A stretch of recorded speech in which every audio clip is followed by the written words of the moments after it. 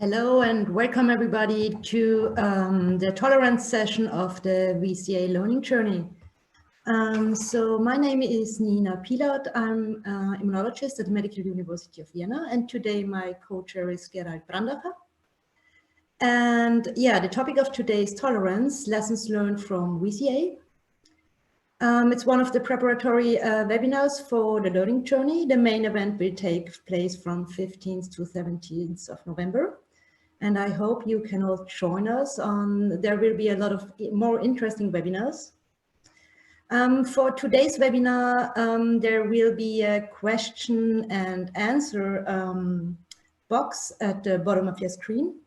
So I would like to ask you that everybody, if you have questions to one of the three talks, please type in the questions immediately. And at the end of all three talks, so at the end of this webinar, Gerald and we will select the most interesting questions and address them to the panelists. Gerald, if you want to introduce our first speaker, please. Absolutely, Nina. Thanks so much. Welcome, everyone. Excited to co-host this with my colleague. And it's my privilege to introduce our first speaker, who is Carole Gouillonneau from the University of Nantes, where she is a co-leader of Team 2 on gene and cell engineering in immunology and regenerative medicine. And Carole will speak to us today about CD8 positive Tregs, cell therapy and transplantation toward the 8 Treg trial. Carole, please, we're looking forward to your presentation. Thank you. Good afternoon, everyone, and thank you for the introduction, and thank you for connecting to this webinar. Okay, do you see my slide? Yes. Okay, so today I will talk about CD8 Treg characteristic and potential in transplantation. These are my conflict of interests, and feel free to share my presentation of social media if you would like to. So of course, balance between effector cells and regulatory cells is crucial to maintain or restore tolerance to autoantigen, but also to induce and maintain tolerance to alloantigen and allergen. And an increase in the pool of regulatory cells would be greatly beneficial in the context of solid organ transplantation, GVHD, and also autoimmune diseases. And among the regulatory population that have this potential are the subset of regulatory CD8 Tregs. So in fact, this population of CD8 Tregs has been the first described suppressor cells back in 1972, but it was discredited because of the absence of good marker to isolate the cells a little while later. And then the concept of suppressive Tregs was resurrected with the CD4 Tregs and the description by the group of Shimon Sakaguchi in 1995, and the identification of the CD25 molecule as a good marker to isolate these cells. And it's only later that the CD8 Tregs were resurrected by the group, by some description of the group of Hervé Cantor in deficient mice. So of course, one big question in the field of CD8 Treg is how to identify the cells. So a first question is also the role of transcription factors. So the group of Hervé Cantor also described the role of the transcription factor Helios as being essential for the development of the CD8 Tregs, and they showed in particular in Helios deficient mice that they had less CD8 Tregs, while CD4 Tregs were not affected. As for CD4 Tregs, FOXP3 play a very important role for the CD8 Tregs, and there are several papers. I will not go through most detail of them, but this is one example of paper describing the transcriptional regulation of FOXP3 that is different in CD8 Treg compared to effector CD8 T cells. In this same group, they also showed that the expression of CTLA4 correlated with the expression of FOXP3 by CD8 Treg, and that these cells were increased in cancer patients. One big question that also remains in the field is what is the place of this population of regulatory cells in comparison to CD4 Tregs that are very well known and studied. And there are a few descriptions, but in this paper that I selected, for example, in this model of islet transplantation, this group showed that CD8 Treg isolated by the expression of CD122 were more suppressive than CD4 Tregs. So how to identify CD8 Treg? There is no consensus marker. This is still an open question and something very active in the field. I would say that the most described population is the CD8, CD122 population in mice. And we use a different marker, the CD45RC marker, and I'll explain in a second why we use this marker in particular. What you should know is that basically FOXP3 CD8 Tregs are 5 to 10-fold less frequent than CD4 Tregs. But they present some advantages, in particular in the field of transplantation, since they can recognize the MHC class 1 directly expressed by the donor graft. So they could be activated more quickly than CD4 Tregs.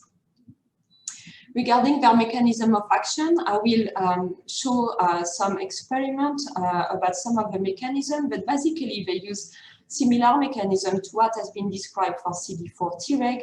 They do use cytokine secretion, in particular TGF-beta, but also interleukin-34 that we describe as being important. And by this cytokine secretion, they do modulate the activity of T effector cells, APC, and also B cells. But they can also modulate the expression of molecule by the donor endothelial cells of the graft by inducing, for example, the expression of IDO, a pro-regulatory molecule. They can also act through direct cell contact with antigen-presenting cell. They can use metabolic disruption through consumption of IL-2. They do very little cytolysis, and I think this is something important that should be reminded. And they also can act on migration of the cells. So how did we become interested into the CD45RC marker? So we worked in a model of cardiac transplantation in rats for several years. And in this, in rat, it is well known that the CD45RC molecule, that is one isoform of the CD45 molecule. You probably know very well CD45RA, RB, and RO. So RC is one other isoform. So in rat, it was well known for several decades that the cells that do express high level of CD45RC are pathogenic effector cells for both CD4s and CD8, while the cells that do not express CD45RC are rather regulatory protoallergenic cells for both CD4 and CD8 cells. So this is one example of staining that you can observe with the CD45RC marker. You can see that there is a low expression on CD8 cells. So as I said, we were working in a model of cardiac transplantation in rat, and in this model we use the blockade of the co-stimulatory molecule CD40 ligand to induce tolerance. And when we analyze the mechanism of action, we identify the CD8, CD45RC low negative cells as being the only cell population as being responsible for the indefinite survival in these animals, but also capable of inducing new survival in newly transplanted irradiated recipients, as shown here by this survival curve, in contrast to the CD8, CD45RC high population. I will not go into too much detail in this rat model, and I will rather explain our more recent data in humans. So the CD45RC marker was never described in humans, so we wonder some years ago whether it would allow the identification of CD8 Treg in humans also. As you can see here, this is gating on CD8 T cells. The expression of CD45RC also identify a population that do express no or little this marker. So we assess the suppressive capacity of the cells that do express high level of this molecule or low level of this molecule. In a classical MLR assay, we have effector T cells are labeled with CFSC and are in presence of allogenic PBMCs. APCs. So as you can see here, In this suppressive experiment, only the CD8 CD45 Rc low negative cells are able to inhibit in a dose-dependent manner the proliferation of effector T cells, and the CD8 CD45 Rc high cells in black are not able to do that. We look further at the expression of FOXP3 within both subsets, in comparison to CD4 CD25 T cells. Total CD4 T cells, sorry. And as you can see here, most of the FOXP3 expression in CD8 T cells is contained within the CD45 Rc low negative population. The level is lower as the one of CD40 reg, as I said before, but still in some individuals, we are able to find a quite significant expression of FOXP3. So we went further into the analysis of this subset of CD8 T cells, and as you can see here in red, the FOXP3 positive CD45 Rc low CD8 T cells, they do express high level of TGF-beta. They do also express interleukin 34. They do not express, or at very low level, IL-10, although this is significant.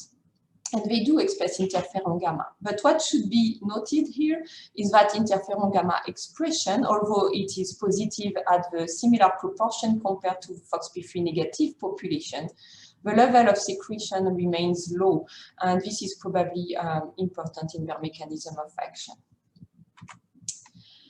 To determine the role of this cytokine in the suppressive capacity of the CD8 Treg, we use blocking antibody to the cytokine and to the receptor.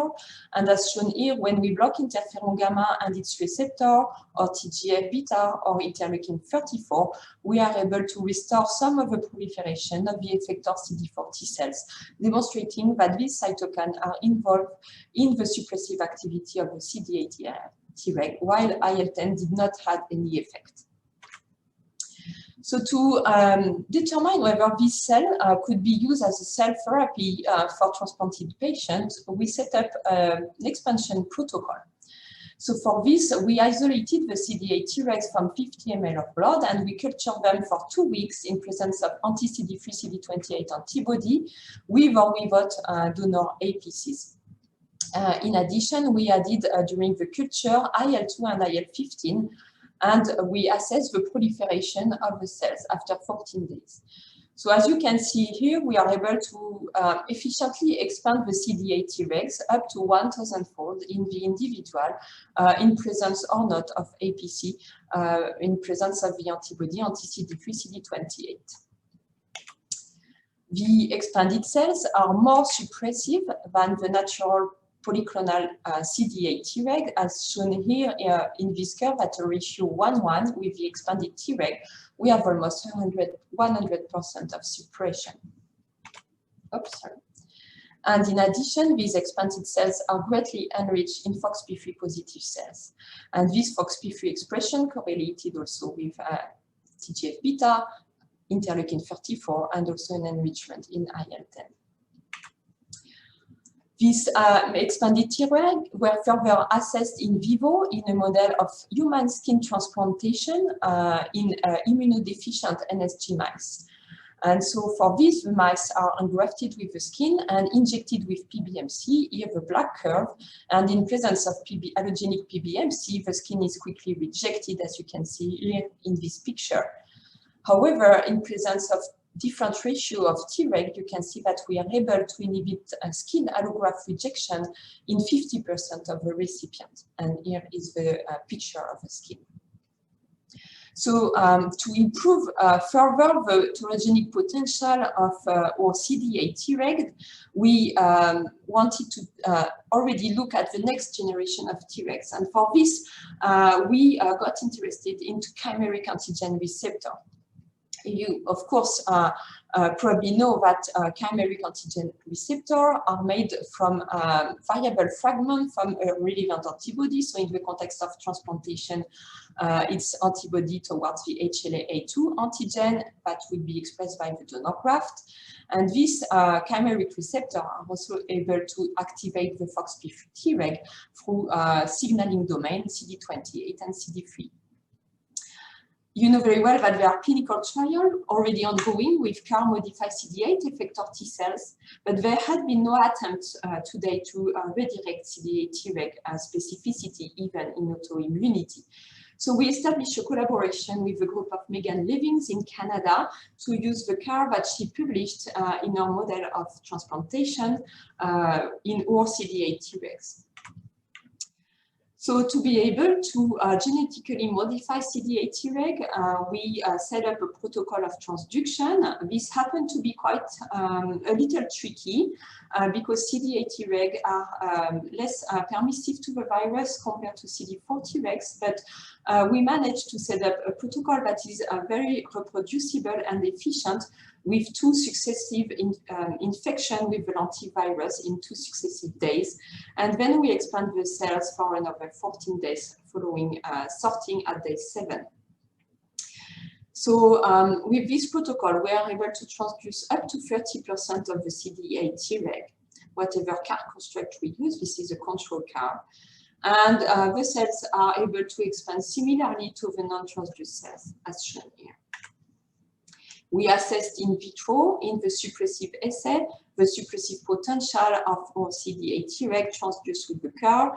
And as you can see there, the CAR transduced CD8 Treg, A2 specific in presence of A2 APCs, are more suppressive in a dose-dependent manner compared to the polyclonal CD8 Treg. So this is greatly improving the capacity of the CD8 Treg, since even at a 1:40 ratio, we see 50% of suppression.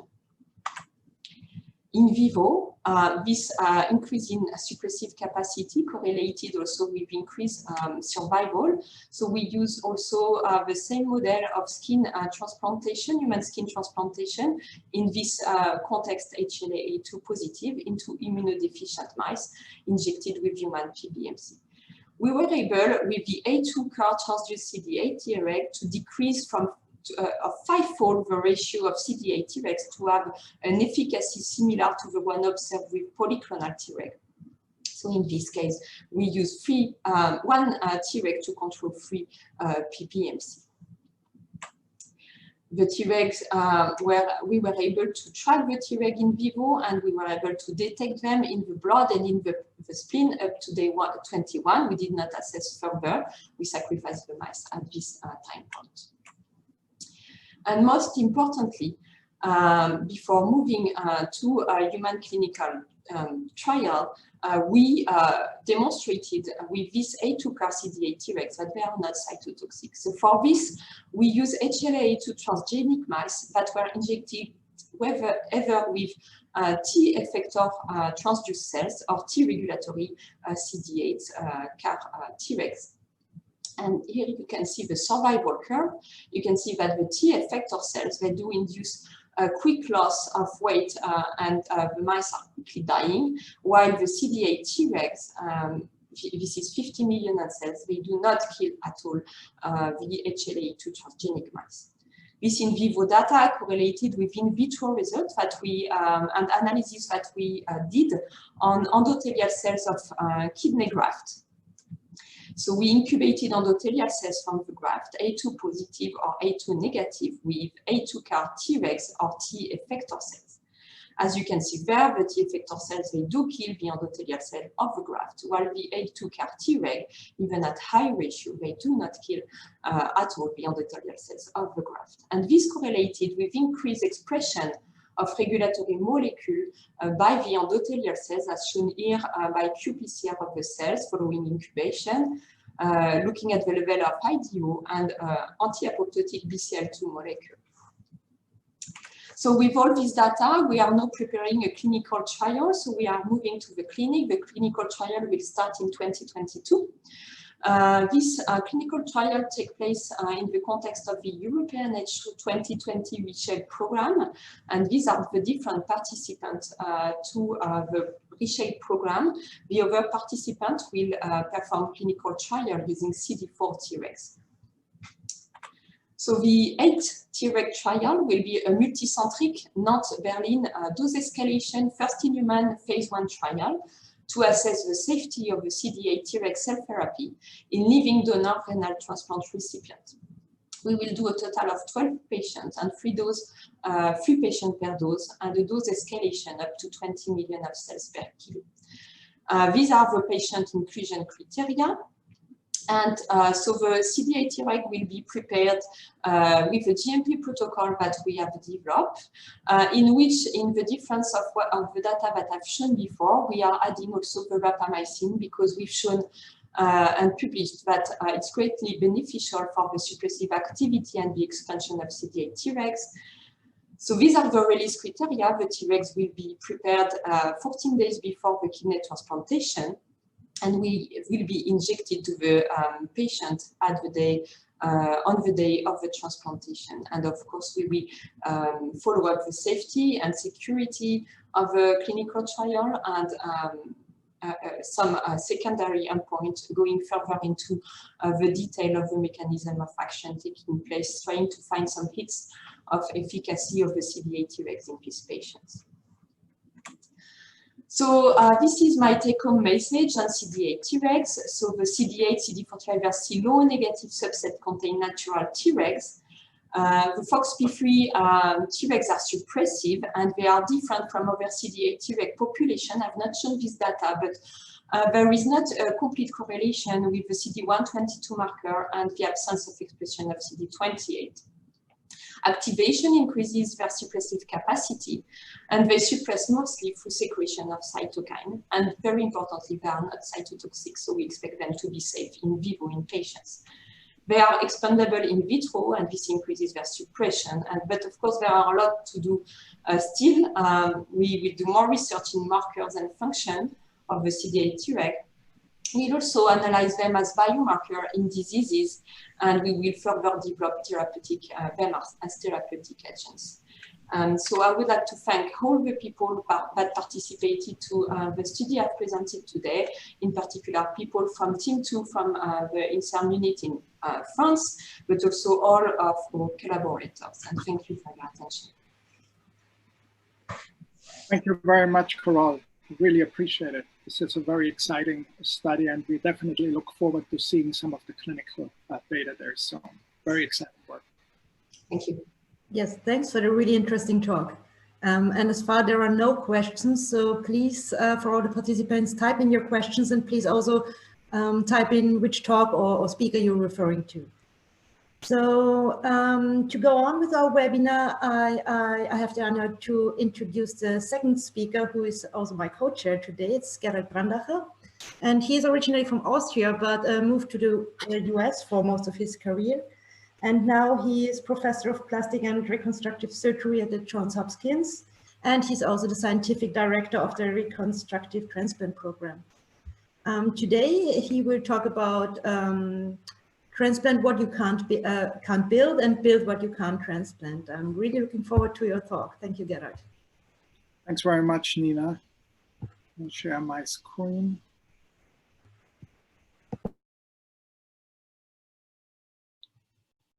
Okay, I hope you can all see this. Yes. These are my disclosures. So I would like to start out by highlighting the fact that actually replacing or repairing or regenerating organs seems to have been always a dream and one of the wide fantasies of mankind. And this has led actually to the fact that transplantation is considered one of the greatest success stories in medicine over the past century. This has been due mainly not only to constant improvements in our surgical techniques, but also most importantly, maybe in improvements in our sophistication when it comes to immunosuppression that has really allowed us to increase the complexity of what we are able to transplant or regenerate, starting from kidney, pancreas, liver, heart, lung, intestine, multivisceral, and most recently vascularized composite allografts such as hand and face transplants. So reconstructive transplant really represents the latest chapter in this success story of transplantation, and it has shown clinically that VCA is uniquely able to replace like with like tissue as part of a transplant. And we have, over the last 2 decades, shown that this is not only technically feasible, we have improved our surgical techniques to a level where there's currently no limitations in what body parts or what type of an organ we are able to transplant. But we have also shown that these transplants are logistically feasible, that we can perform these very complex procedures very safely without interfering or jeopardizing any of the life-saving organ transplants. And we have also shown that these transplants, despite initial concerns, are immunologically feasible by using conventional immunosuppressive regimens with good to excellent long-term clinical outcomes. So I think it becomes very clear when you look at this image what it actually means to be able to replace like with like tissue. If you see this patient here that has no other conventional reconstructive treatment options before and after the transplant, I think it changes his outlook on life. And by replacing like with like, transplant uniquely can actually restore normalcy in many of those patients and allow them to perform many of the daily tasks that we just take for granted on a daily basis. And in the field of face transplantations, it's furthermore really allowing those patients, by restoring normalcy, to reintegrate them into a normal and productive social life. However, despite all those quite impressive clinical successes and advancements, these type of transplants are still not life-saving.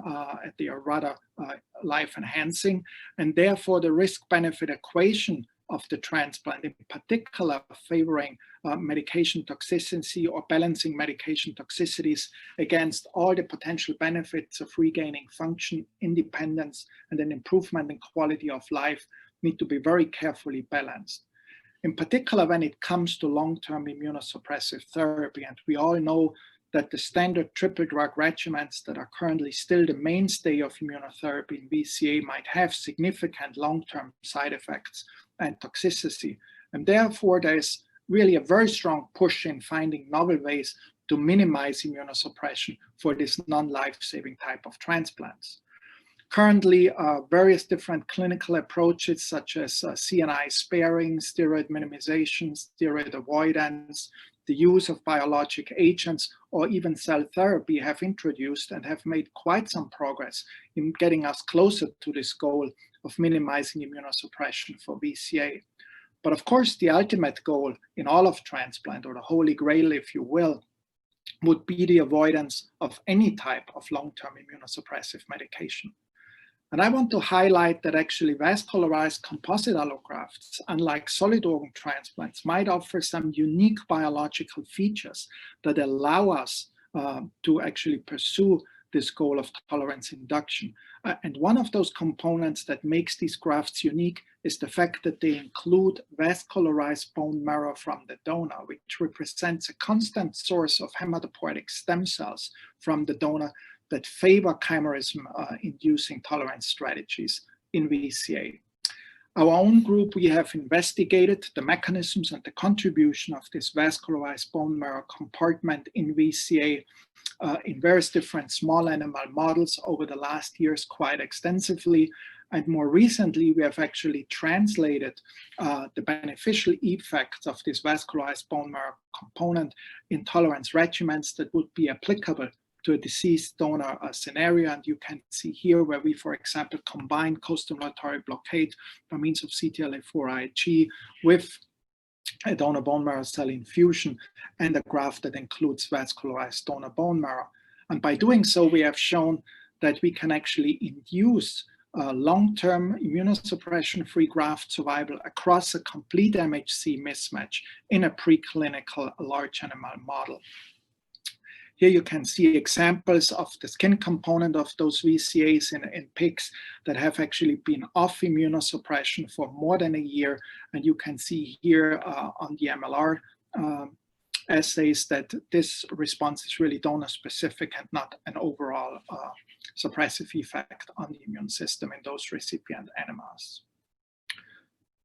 Since then, there have been various other groups that have actually shown similar successes with regards to tolerance induction in various different preclinical VCA models. And I think we have gotten a significant step closer to thinking about actually pursuing eventually clinical trials to withdraw patients of immunosuppression in this setting. Another limitation, however, despite all the immunological changes for VCA, is the ever-growing shortage of available donor organs. And that's not only true, of course, for solid organ transplants, but it's particularly true also for VCA, where in addition to all the immunological matching criteria, we face a whole lot of other parameters that need to be matched between donor and recipient for a successful transplant. So one field that could help us overcome, in theory, all of those current limitations is actually regenerative medicine. And this field, probably other than transplant, has been one of the most publicized and most visible fields in biomedical research over the past decades. Images like these have gone around the world and have kind of set the expectations that we are getting pretty close to be able to rebuild or regenerate our own organs in the not too distant future.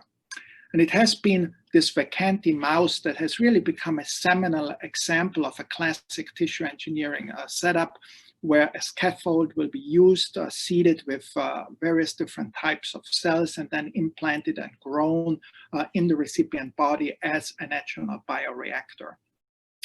Since then, actually, this tissue engineering paradigm has been refined quite substantially, mainly due to tremendous advances in stem cell research as well as in material science. But overall, the principles have actually remained pretty much the same since this vacanti experiment in the late 90s, that in regenerative medicine, we will harvest cells from a patient. We can then expand those cells. We can interfere and drive those cells in various different directions. They are then seeded and grown onto a scaffold, which then is placed in a bioreactor until the final construct is transplanted again back into the autologous host. For the future, the field of VCA and regenerative medicine are often considered to be a perfect couple, and I will allude a little bit why people think that this actually might be the case. It has primarily sparked initially due to some examples that we have seen in nature, where some species are actually able to regenerate large organs or even entire extremities quite successfully. However, we probably won't see regenerating an entire arm or an entire extremity in a human anytime soon. But the mechanistic insight and the advances that we have seen through this, studying these models in regenerative medicine, will ultimately also significantly benefit the field of VCA. And this has been true to the advances that we have seen now with really scaling de- and recellularization strategies up to full human-sized organs, both for heart, liver, lung, and other organ types. In parallel, we have actually scaled up the abilities of bioreactor engineering, that we can now reseed human-sized and grow human-sized organs at scale in ex vivo bioreactors. And there have been made tremendous efforts also in advancing the engineering of complex organ structures, such as this bioprinted 3D human renal proximal tubule, or by bioengineering organoids, here extrahepatic cholangiocytes that have been used to actually rebuild the extrahepatic biliary tree successfully in a clinical model.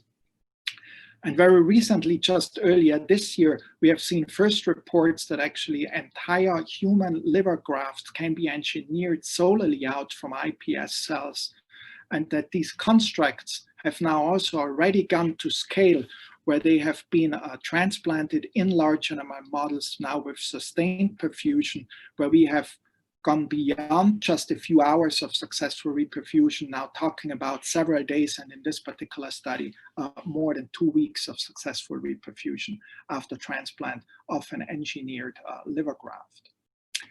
However, the impact of all those advances in regenerative medicine and VCA, I think, will lie not in replacing an entire organ, but rather to really improve or enhance existing grafts. For example, engineering individualized components of a VCA, such as the skin component, bone, muscle, or nerve, this is at the moment technically feasible already in many instances, and it could see a first in-human clinical translation as part of a VCA rather soon, where this could be a perfect platform actually to bring some of those regenerative medicine efforts into a clinical arena. For example, this is an example from a group in Pittsburgh where they are actually replacing the highly antigenic skin component with a skin spray gun. And this could be just one example how really VCA and regenerative medicine in the future could become a perfect couple indeed.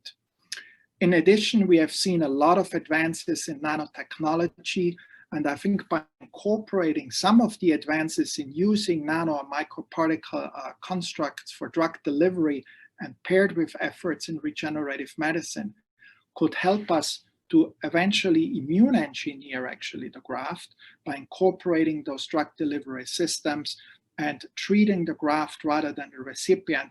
And it might be that in the future, really compartmentalized, highly selective and targeted approaches of immune suppression at the area of action will be the way to go by combining transplant with regenerative medicine.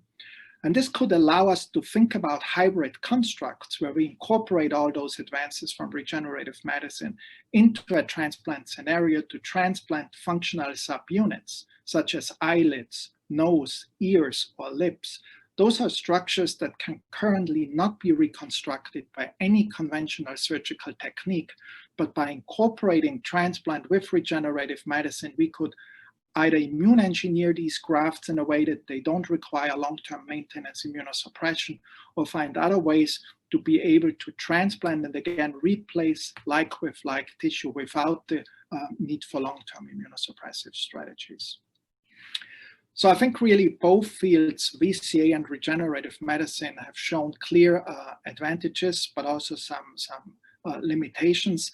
And I think for VCA, if we want to summarize those, I would really consider the uniqueness of a transplant at this point to be able to replace like with like in patients with devastating tissue defects, that we can restore not only form but function, that this is a clinically readily available restorative option for those patients in need. And we now have more than 20 years of follow-up in some of those patients showing us the successes that transplant can achieve in this setting. However, of course, the downside for VCA is the requirement of lifelong immunosuppression for a non-life-saving type of transplant, the very slow pace of nerve regeneration that is still limiting indications such as a whole arm transplant or lower extremity transplants to push in this direction. And then, of course, there's a limited source, a finite source of donor organs.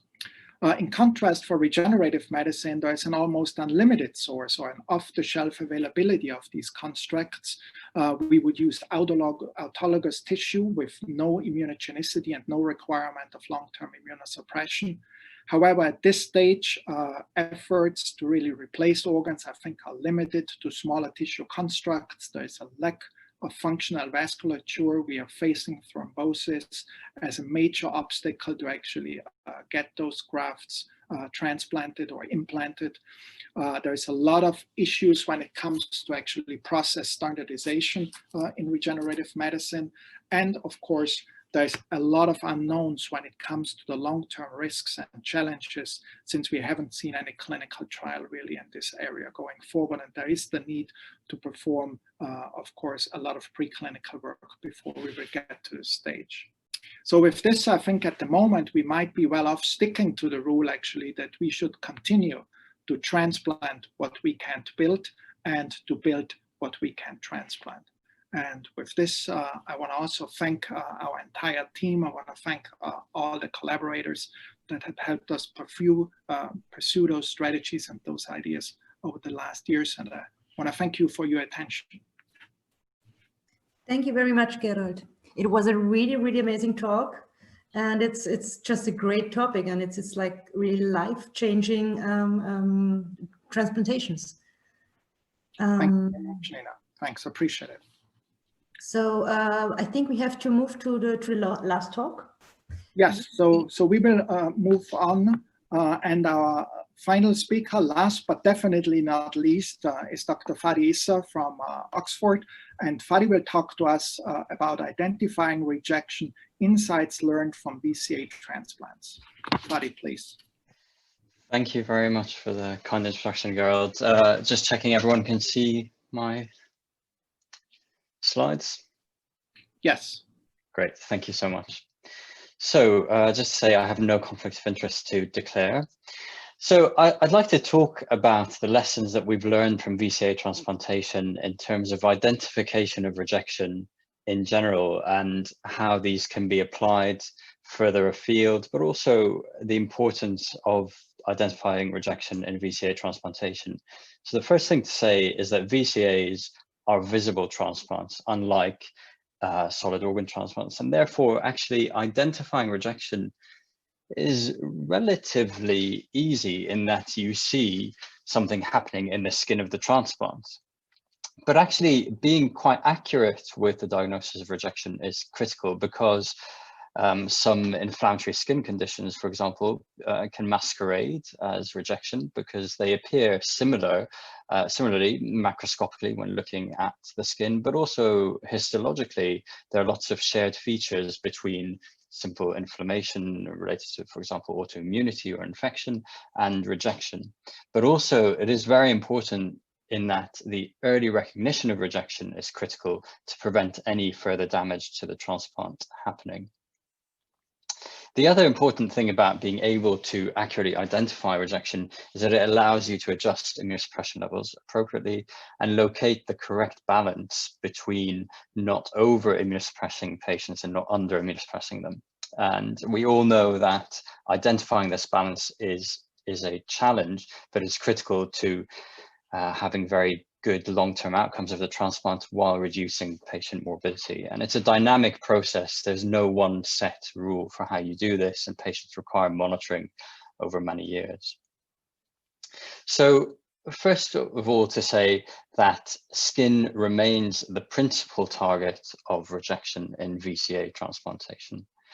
The assessment of rejection is largely visual, followed by a biopsy, and then skin is assessed using the Banff 2007 criteria published initially in AJT in 2008.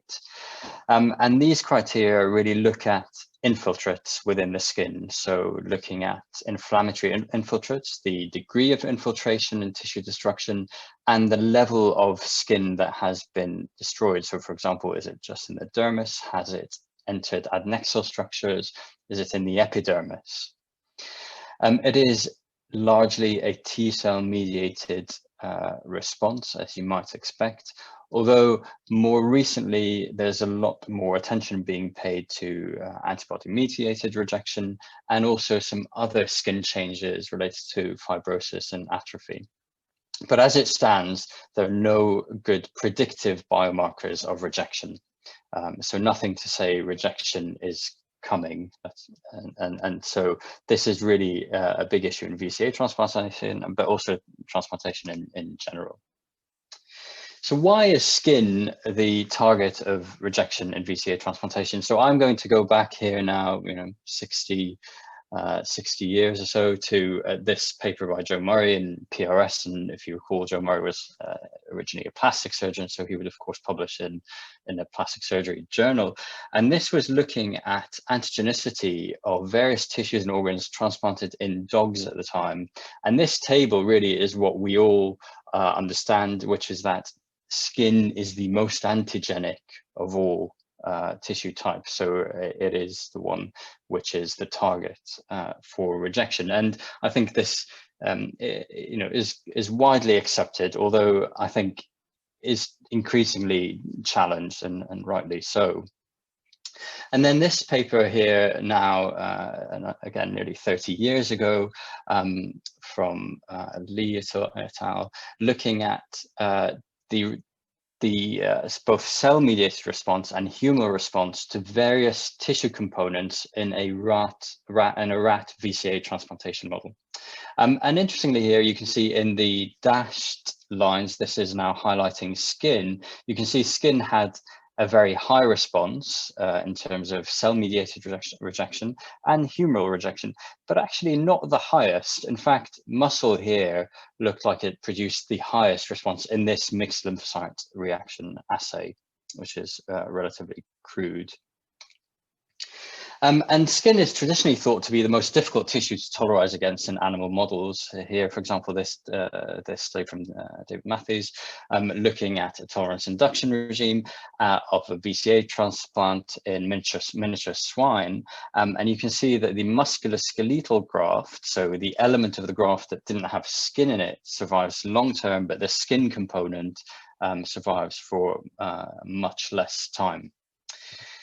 So I'd like to challenge the idea that actually skin is more antigenic. And here, going back to a paper from our group nearly 20 years ago, looking in a mouse transplantation model in which mice received an allogeneic transplant of a heart or a skin transplant, and then TCR transgenic cells specific for B10, and then looking at the percentage of divided cells in the spleen at days 1, 3, and 7. And if I just highlight day 7, you can see that actually many more cells divide when mice receive a heart transplant than a skin transplant. So that really maybe suggests that the immune response to a heart is more pronounced. But of course, there are lots of caveats to this in terms of other elements that may be at play.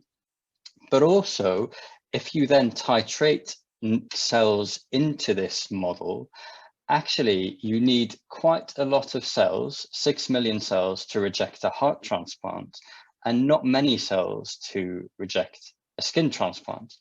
So if anything, I would argue that skin is more susceptible and fragile, perhaps, to rejection response, but not necessarily more antigenic in terms of producing a bigger response.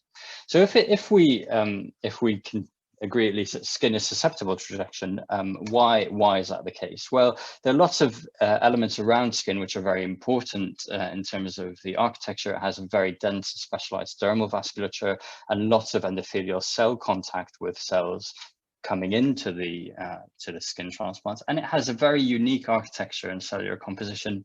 It has dendritic cells, very densely populated with dendritic cells, some Langerhans cells, which studies have shown can actually go both ways in terms of either promoting rejection or tolerance.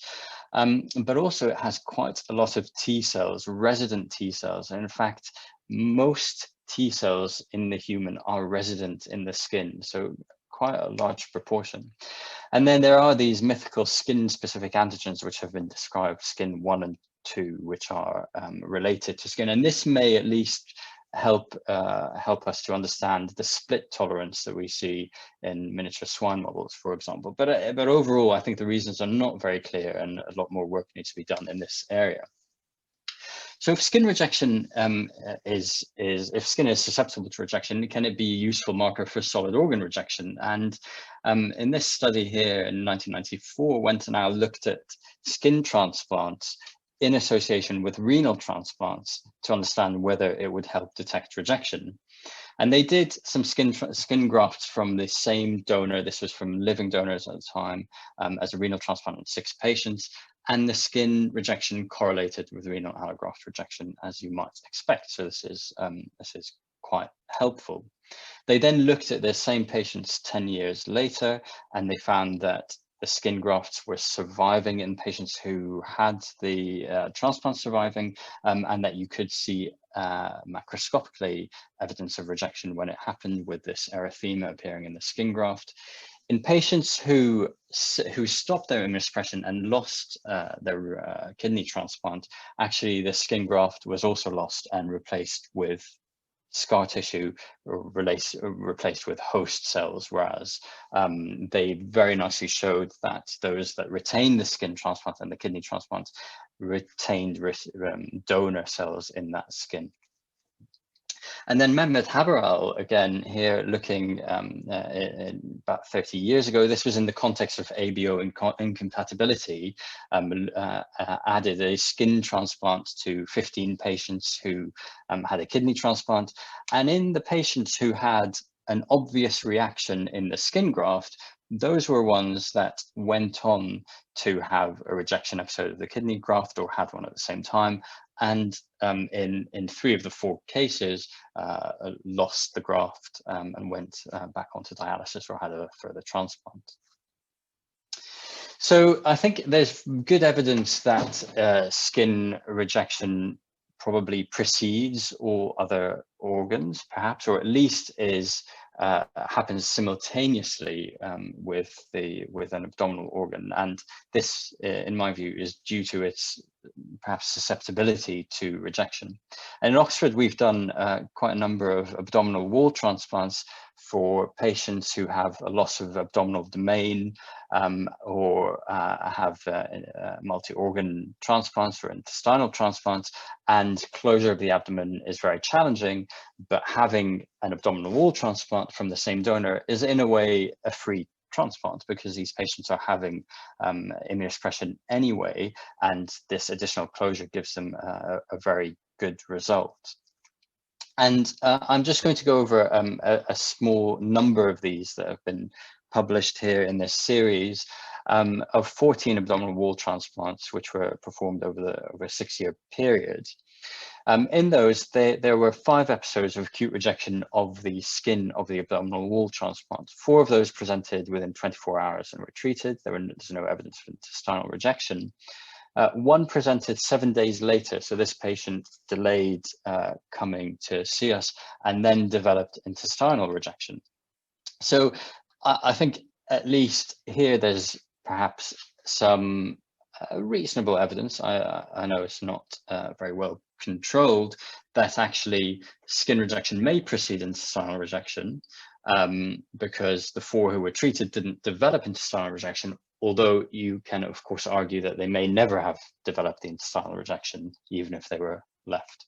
So looking at these patients here, the left column is solid organ transplantation alone, and the right column with the abdominal wall transplant, so 15 and 13 in each group respectively. Looking at the percentage of acute rejection experienced of the intestinal graft, it was certainly lower in those who received the abdominal wall transplant, although they had a higher rate of abdominal wall graft rejection. And so this may be because it was detected earlier, maybe because they then received immunosuppression to prevent rejection. But actually looking overall at the degree with which these patients were immunosuppressed, there wasn't a big difference between the 2. So I think that is relatively encouraging in terms of use of skin as a sentinel marker for rejection elsewhere. And it has also been used in VCA transplantation as a sentinel flap. Here, really, the reason for doing it is to provide a further site for biopsy, because really you don't want to be biopsying the transplant, which you want to maintain in a very good cosmetic and functional state. These transplants may be vascularized flaps, so for example, free flaps, or skin grafts, so non-vascularized. And it's most commonly used in facial VCA transplants, where you don't want to be biopsying this very visible transplant. In Lyon, where quite a number of these VCAs have been performed, there are reports of non-vascularized, so just skin grafts following hand transplantation, or separate vascularized skin transplant following face transplantation. And there is a very good correlation between rejection in the sentinel flap compared with the VCA itself. So I just want to then, given the importance of skin, there have been a reasonable number of studies looking at the histology of rejection in VCA transplantation, and it is what you might expect, in that there is an increase in T-cell infiltration during the rejection response, which then decreases post-rejection, and particularly an increase in CD4 to CD8 ratio, as well as some macrophage infiltration. And this has been shown both in hand transplantation and facial transplantation. So Hauts in hand transplantation and Borges in facial transplantation. I think this is not surprising, but it is important to confirm. What I feel is required at the next stage is some deep analysis of these tissues. So I think there are lots of new technologies appearing now in the field looking at spatial analysis. And I think VCA transplants lend themselves very well to this type of analysis because they are visible. You can biopsy them and you can look at them in greater depth. So, for example, there are the spatial transcriptomics from 10x, there's the nanostring geomics, and there are things like the Hyperion and Codex, which give you very good multiplexed analysis of biopsies. And this is probably where I think a lot of the future of analysis of VCA transplants lies. Fadia, So I'm really sorry, but you have to finish within the next minute because we are almost at the end of our webinar. Okay, fine. Sorry. Okay, I'm nearly there, I promise. So I've spoken a lot about skin. In fact, there are also studies of blood. So, for example, this next generation aptamer-based proteomic profiling technology of patient serum, looking at face transplantation, identified MMP3 as a potential marker of rejection. The importance here is that it can probably discriminate from inflammatory skin conditions, and that's important looking in the serum. So, in conclusion, I believe that the best marker of skin rejection is skin rejection, and as it stands, the Banff criteria is best. There are new markers coming up, non-invasive markers such from the serum, for example, such as MMP3, that may help differentiate skin rejection from other inflammatory skin conditions. But as it stands, there are no predictive markers. I think more is needed to understand the future implications of skin rejection and how it associates with the other VCA components. Is it completely dissociated, or does it herald rejection of the rest? And really, VCAs have the advantage of being visible, easily accessible for biopsy, and a deeper understanding of that local pathology where rejection is actually happening, I think is critical for the future. So I'll stop there and thank all my team members and, of course, the patients who have contributed to the work here. Thank you so much, Fadi. It was a really, really great talk. And I see that it was 3 really educational, excellent talks. We don't have any open questions. So you have explained everything in detail. I just have one question for Carol. So it's just completely out of my own interest. Is there any advantage you can think of from CD8 T-Rex over CD4 T-Rex? I mean, they are both suppressive. They both go to clinical trials now. They both induce tolerance, or at least prevent allograft rejection to some point. So is there anything that makes CD8 T-Rex the better choice? Yeah, I think there are some situations where CD8 T-Rex could be more advantageous, in particular in the control of memory responses. We and although we have not published most of the data on the topic, but we have shown that, and over have shown that CD4 T-Regs are more efficient in controlling the naive effector response, while CD8 T-Regs are more efficient at preventing the memory effector T-cell response. So maybe in some situation where you have already immunization of the patients or this kind of situation, clinical situation, then CD8 T-Reg could have some advantages. We think also that they could be synergistic to CD4 T-Reg. So this is something that we are assessing at the moment. I don't have the data now, but we think that they could be synergistic, and maybe they could be expanded together to have a higher number of T-Reg to infuse to a patient to decrease. I would say you could start from blood instead of starting from leukapheresis, and then you have both T-Reg population that could maybe act synergistically. So this is some of the advantages that I can think about now. Thank you. So the vision would be personalized Treg or regulatory cell products for every patient and every specific transplantation or intervention. Yeah, what we would like to do is really to have both, expand both at the same time, CD8 and CD4s, and because they are a rare subset anyway, both of them. So I don't think you have too much of those when you are transplanted. Thank you. Yeah, I would like to ask a question while we still wait for people to use the Q&A and submit questions to the speakers. I would like to ask Fadi a question with regards to skin rejection. As you alluded to, Fadi, of course, VCA has the advantage that we can see rejection, that it's visible, that it's easily accessible. However, I also think it might be actually sometimes a burden that we see too much of rejection. And is it specific enough?